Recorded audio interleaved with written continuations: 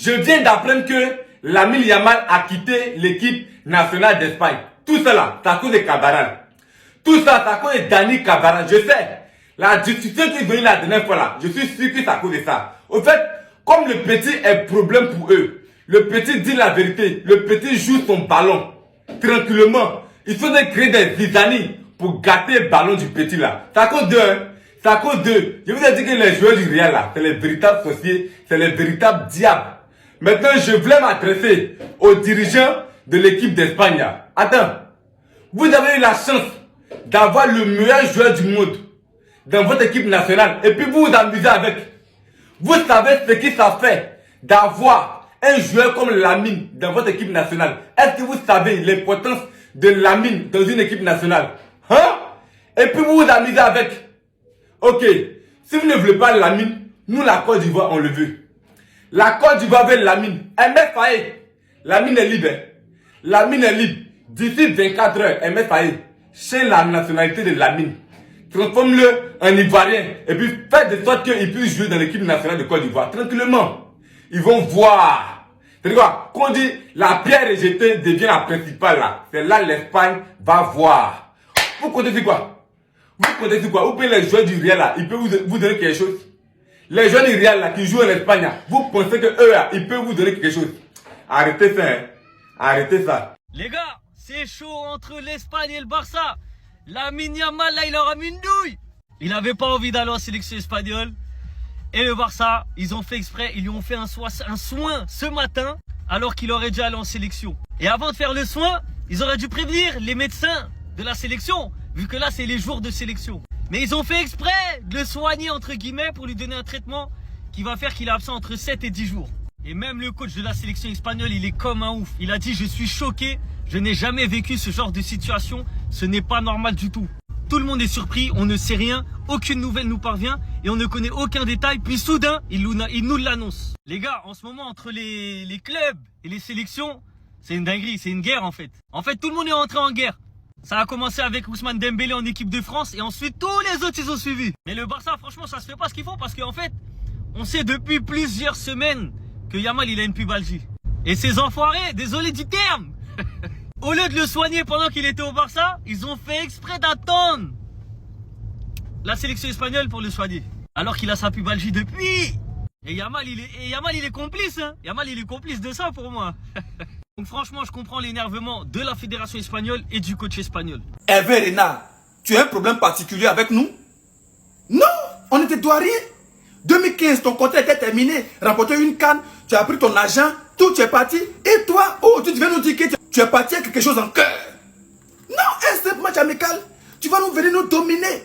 Au milieu, à la défense, à l'attaque, tu vas venir nous dominer comme ça. Tu as un problème avec nous? On te doit quelque chose? Non. Mais à quoi?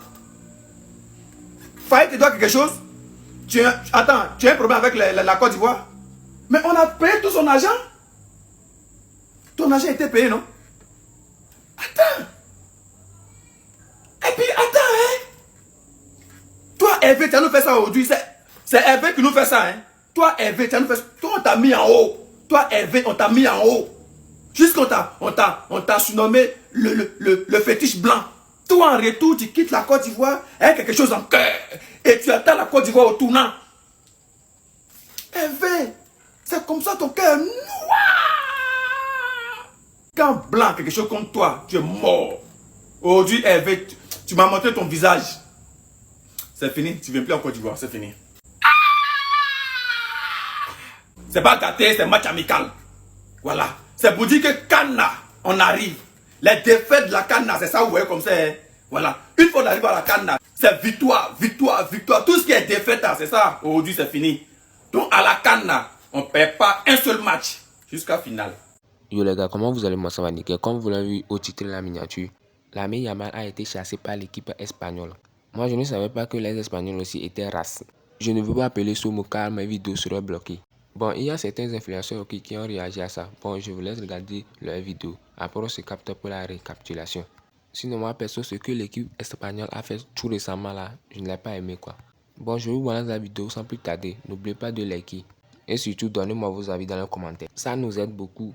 Merci. Ce qui est en train d'arriver actuellement à Lamine Yamal, Achraf Hakimi l'avait plus ou moins déjà annoncé. Le latéral droit marocain avait tenté de prévenir tout le monde, mais vu que certains supporters marocains préfèrent faire de la fitna au PSG, espérant l'envoyer au Real Madrid, ils ne prennent conscience de ce qui se passe en Espagne que maintenant. Déjà pour commencer, une étude sur les supporters de la Liga sur les réseaux sociaux a montré que Lamine Yamal était le joueur de Liga qui subissait le plus d'insultes racistes via les réseaux sociaux de la part des supporters de clubs espagnols. Il devance aujourd'hui Vinicius Junior qui auparavant avait toujours été le joueur qui subissait le plus d'insultes racistes. Mais au-delà de ça, le joueur du Barça a fait une opération chirurgicale pour sa pubalgie, une opération minime qui devrait l'éloigner des terrains seulement quelques semaines, sauf que le joueur n'a pas prévenu sa sélection ni le staff de la sélection qu'il allait se faire opérer, et la date de son opération et de son indisponibilité tombait pile poil au moment du Rassemblement national avec l'Espagne. Aujourd'hui donc le cas Yamal divise toute l'Espagne entre ceux qui estiment que c'est un joueur ultra talentueux et qu'il doit faire tout ce qui est possible pour pouvoir être en forme au moment des gros matchs, et ceux qui d'ores et déjà nous expliquent que Lamine Yamal ne doit pas être sélectionné pour la Coupe du Monde, car le fait d'avoir choisi son opération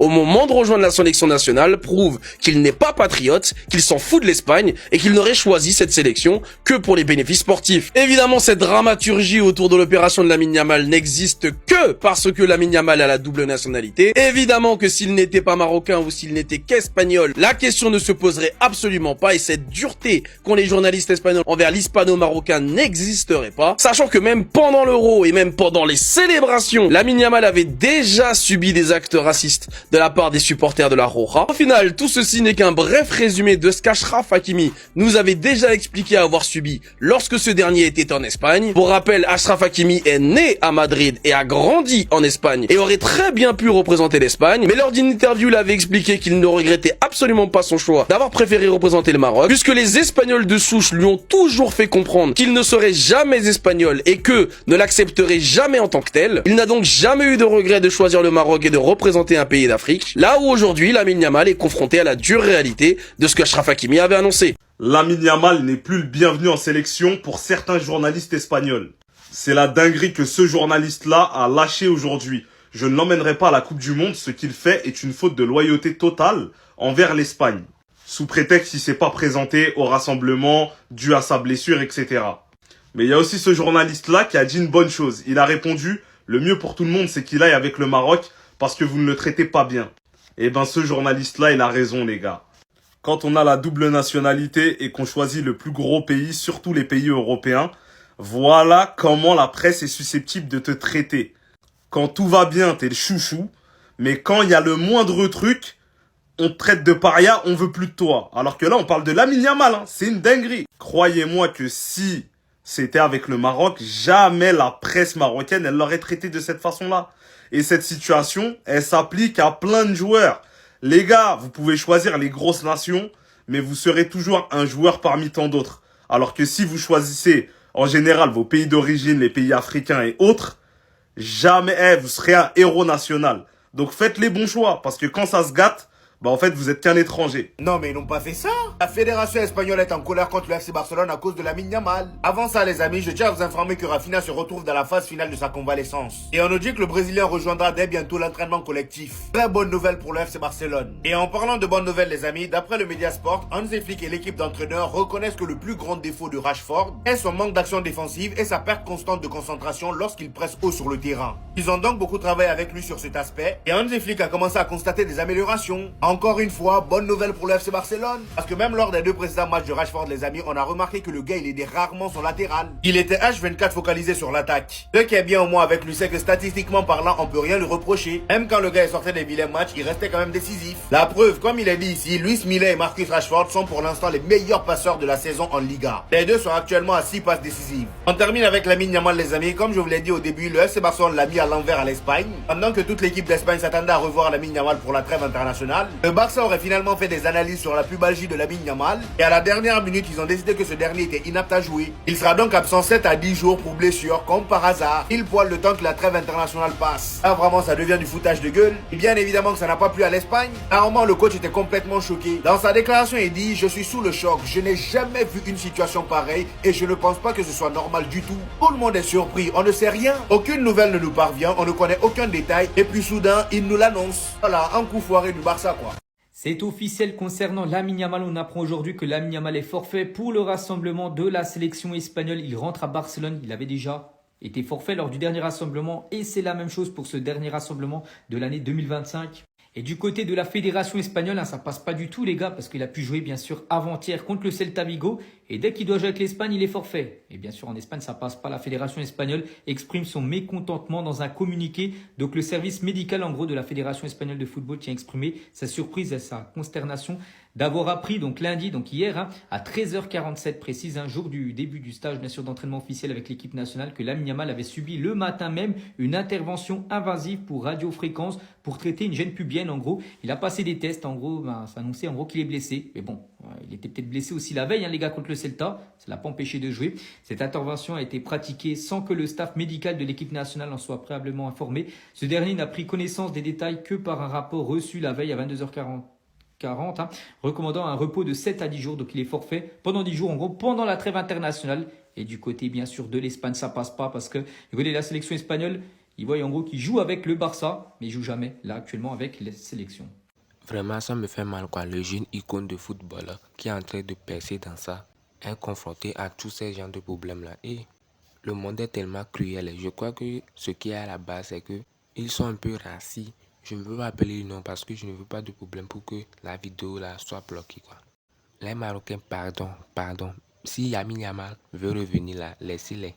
Je sais que la raison pour laquelle vous aussi vous êtes fâchés, c'est que il a refusé de jouer pour la sélection de l'équipe marocaine. Il a préféré jouer pour l'Espagne. Mais il faut pardonner. Car vous-même vous voyez que l'âge qu'il a même là, il est en train d'apprendre. Donc c'est normal qu'il fasse ce genre de trucs là. Aujourd'hui, il a appris que là où est sa vraie maison, c'est le Maroc. Et aussi, il a appris ceux qui l'aiment et ceux qui ne l'aiment pas. Lui-même, il savait qu'en Occident, là, il y aura toujours ces gens de propos, quoi. Parce que Vinicius aussi a subi ces gens de propos. Bon, ensemble, soutenons Lamine Yamal pour un avenir meilleur. Bon, nous sommes à la fin de la vidéo. N'oubliez pas de liker et de vous abonner. Et aussi, activer la cloche de notification pour ne rien rater. À la prochaine vidéo.